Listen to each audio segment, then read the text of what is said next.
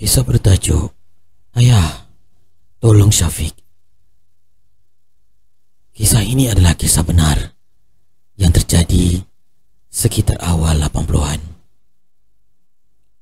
Nama watak dan tempat telah diubah bagi menghormati privasi mereka yang terlibat. Hello? Assalamualaikum. Waalaikumsalam. Boleh saya bercakap dengan Encik Ahmad bin Abu? Ya, saya bercakap. Siapa ya? Maaf tuan. Saya Amran daripada IPD Gombak. Tuan ni bapa kepada Syafiq bin Ahmad? Ya, betul. Kenapa dengan anak saya, tuan? Begini tuan. Harap tuan tenang dan sabar ya dengan perkara yang saya nak sampaikan ni. Anak tuan terlibat dengan kemalangan petang tadi. Dia meninggal dunia di tempat kejadian. Dan sekarang jenazahnya ada di Jabatan Forensik Hospital Sulayang. Tuan boleh datanglah untuk pengecaman dan tuntutan jenazah. Masya Allah. Anak aku. Ya Allah, Syafiq!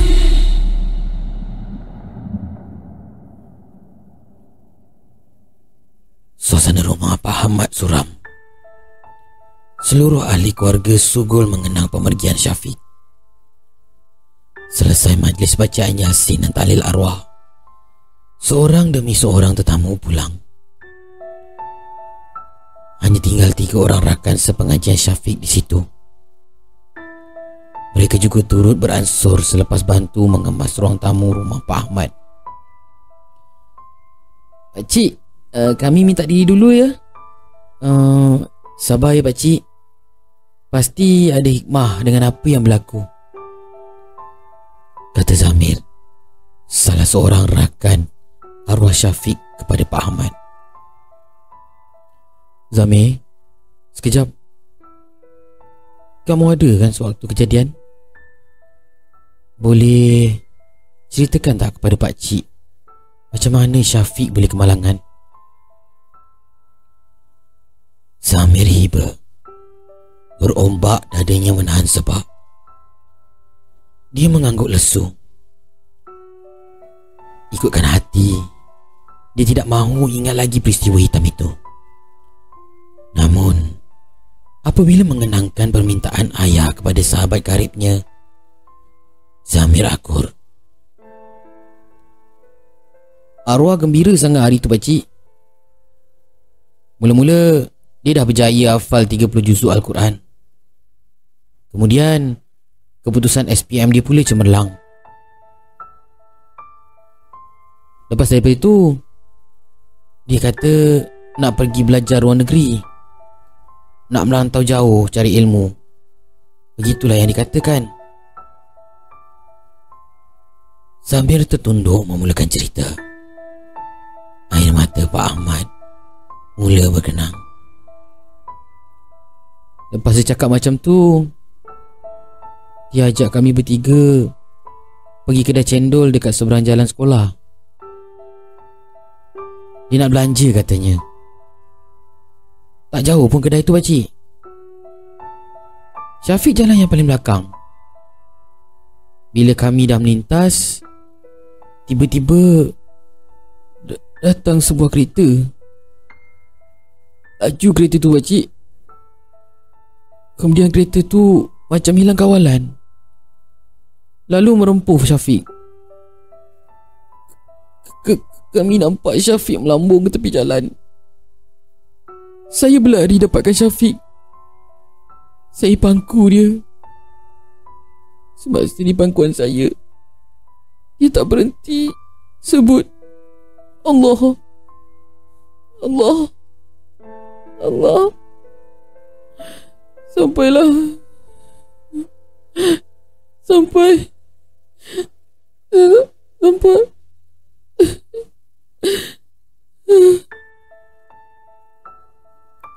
Zamir tak mampu meneruskan cerita. Pipinya dibasahi air mata yang bercucuran.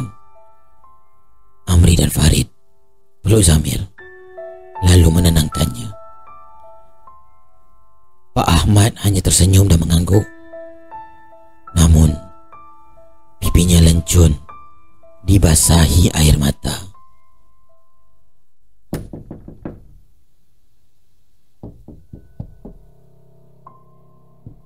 Assalamualaikum. Assalamualaikum. Pak Ahmad yang ketika itu sedang berehat di ruang tamu tersentak mendengar orang memberi salam waktu tengah malam. Masya Allah, suara Syafiq. Tak mungkin. Pak Ahmad bermonolog. Pingkas dia bangun dari sofa, meluru ke arah pintu. Pintu utama rumah dibuka. Syafiq berdiri di hadapan pintu dengan pakaian serba putih dan lusuh. Mukanya pucat, bertumpuk-tumpuk tanah. Lalu merayu-rayu meminta tolong. Ayah, tolong Syafiq. Ayah, tolong Syafiq, ayah. Tolong. Tolong. Ya Allah. Syafiq. Ya. Ayah akan tolong Syafiq. Ayah akan tolong. Tolong Syafiq, ayah. Tolong. Tolong. Tolong. Syafiq. Syafiq hilang dari pandangan. Astaghfirullahalazim. Mimpi rupanya. Masya Allah. Pak Ahmad tersedar dari lena. Dia bangun, lalu duduk di sisi katil sambil mengusap-ngusap mukanya. Jam menunjukkan 4.45 pagi. Pak Ahmad turun dari katil, lalu berwuduk dan menunaikan solat sunat tahajud. Pagi itu seperti biasa. Selepas pulang dari surau, Pak Ahmad bersarapan bersama isteri dan anak perempuannya, Syafiqah, adik kembar Syafiq.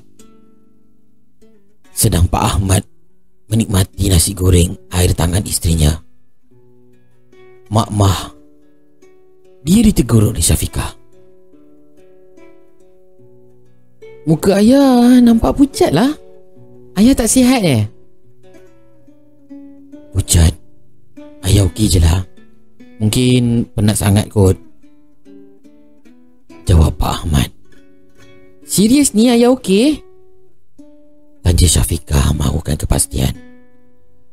Pak Ahmad hanya senyum dan mengangguk. Okey, tak apalah kalau macam tu. Pika keluar dulu ya, mak, ayah. Dah lambat ni. Nanti tertunggu-tunggu pula murid-murid tu. Syafiqah bersalaman dengan Pak Ahmad dan Mak Mah. Pika, berapa ramai murid kamu tu? Tanya Mak Mah sambil menatang dulang berisi kuih muih. 6 orang, mak. Tapi semua masih mukaddam lagi. Baiklah, Pika pergi dulu. Dah lambat ni. Assalamualaikum. Mak Mah dan Pak Ahmad tersenyum melihat gelagat anak bongsunya itu. Mak Mah meletakkan dulang kuih di atas meja, lalu duduk di sebelah Pak Ahmad. Dia menciduk nasi goreng ke pinggannya. Sambil menciduk nasi goreng, dia tatap wajah Pak Ahmad yang dari tadi termenung. Nasi goreng dan kopi belum lagi dijamahnya. Abang, apa yang abang menungkan? Kalau ada masalah, ceritalah. Cerita dengan saya. Mak Mah memulakan perbualan. Pak Ahmad memandang sayu wajah Mak Mah. Dia sebab setiap kali memandang wajah Mak Mah. Setiap kali saya pandang awak, saya terbayang wajah Syafiq. Pak Mat meluahkan perasaan. Abang redha dengan ketentuan Allah. Allah lebih sayangkan dia, abang. Kita doakan untuk dia, ya? Jawab Mak Mah sambil menggenggam erat tangan Pak Ahmad. Malam tadi abang mimpi Syafiq balik. Merayu-rayu dia minta tolong. Muka dia pucat, bajunya lusuh. Pak Ahmad memulakan cerita. Mak Mah tergamam. Masuk malam tadi, dah 3 malam abang mimpi. Mimpi yang sama.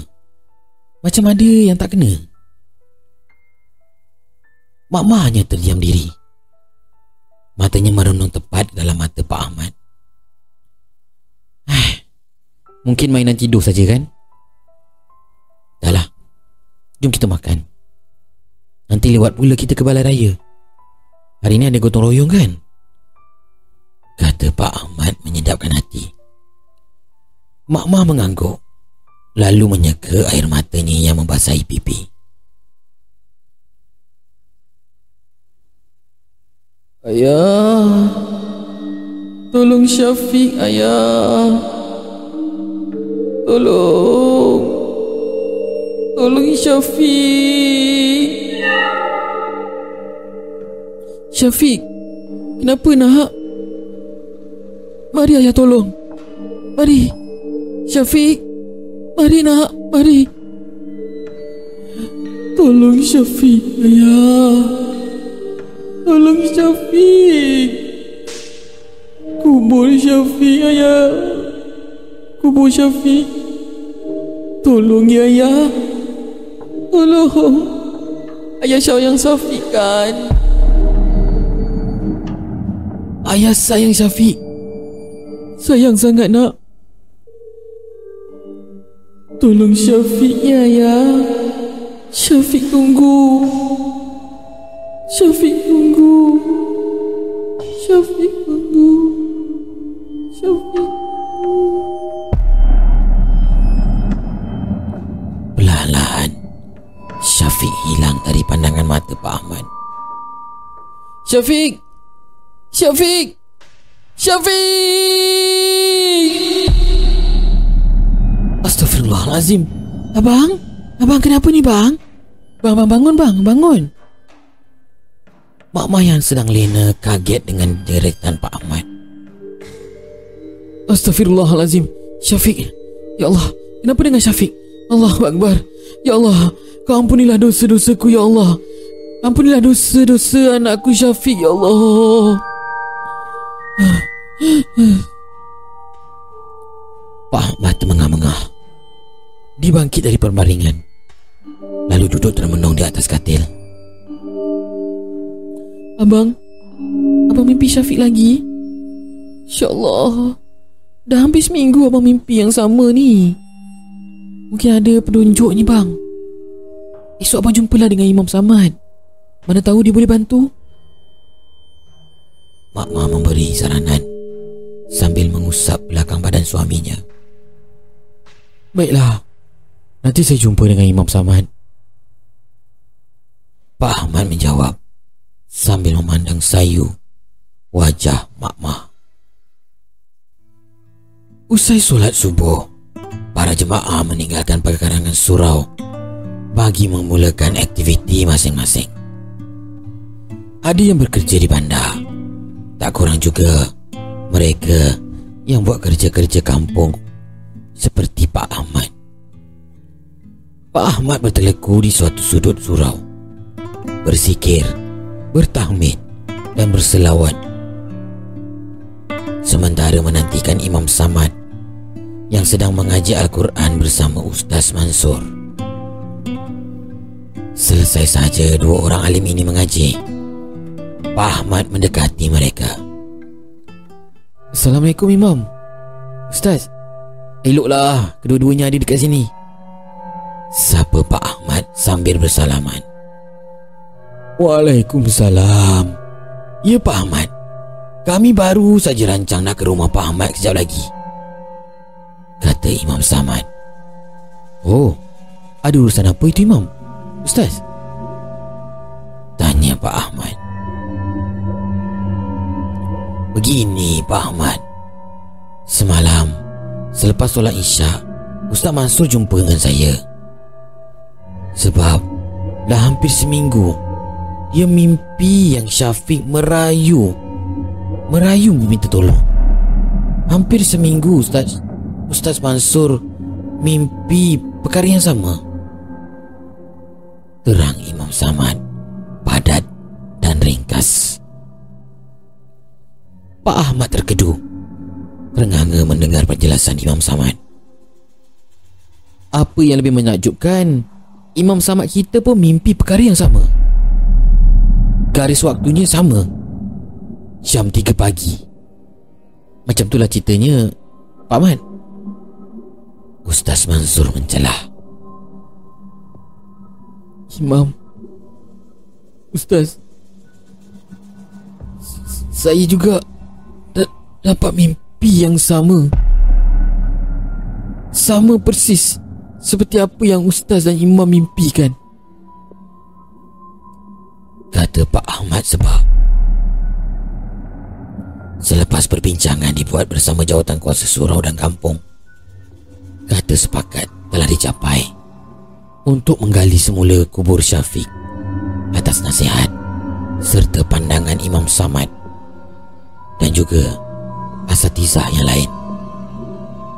Permohonan untuk penggalian semula pusara Syafiq dibuat. Selang 2 minggu, akhirnya mereka mendapat kebenaran untuk proses penggalian. Tanpa berlengah, proses penggalian pun dimulai. Sepanjang proses penggalian, cuaca redup. Angin bertiup perlahan menyejukkan suasana. Mat, dah boleh buka liang lah tu.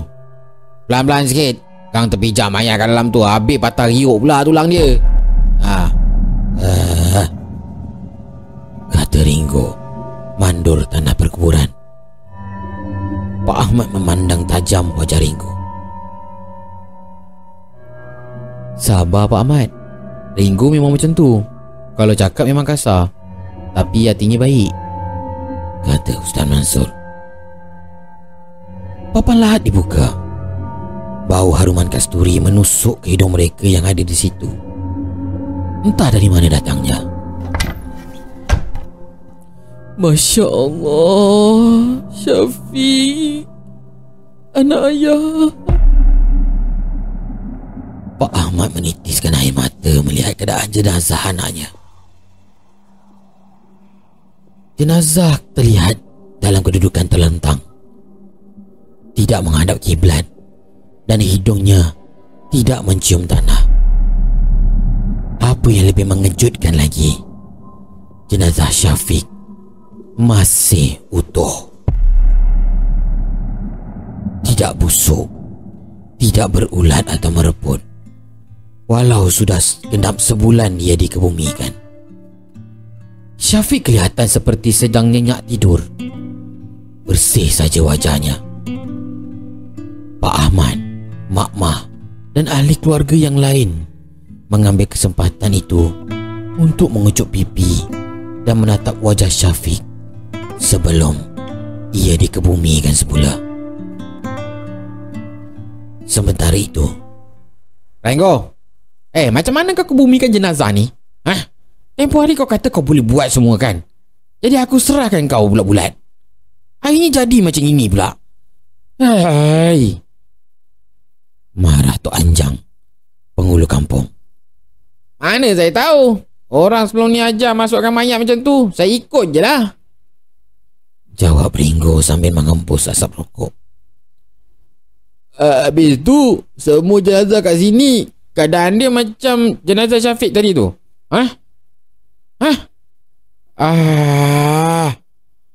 Tanya Tok Siak Ali. Ringo mengangguk. Tok Anjang dan Tok Siak Ali menepuk dahi. Jenazah Syafiq selamat dikebumikan semula mengikut syariat. Pak Ahmad dan keluarga berasa lega. Kini segalanya telah selesai. Assalamualaikum ayah. Syafiq datang ni ya. Syafiq datang lagi. Kali ini wajahnya berseri-seri dan bercahaya. Bajunya putih bersih. Haruman kasturi menenangkan suasana. Waalaikumsalam. Syafiq, anak ayah. Terima kasih ayah. Terima kasih sebab tolong Syafiq. Syafiq tunggu ayah. Syafiq tunggu ayah. Syafiq tunggu mak dengan Pika dekat sini ya. Jumpa lagi ayah. Jumpa lagi.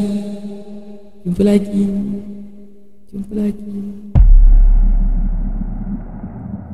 Syafiq tersenyum sambil melambai-lambai ke arah Pak Ahmad.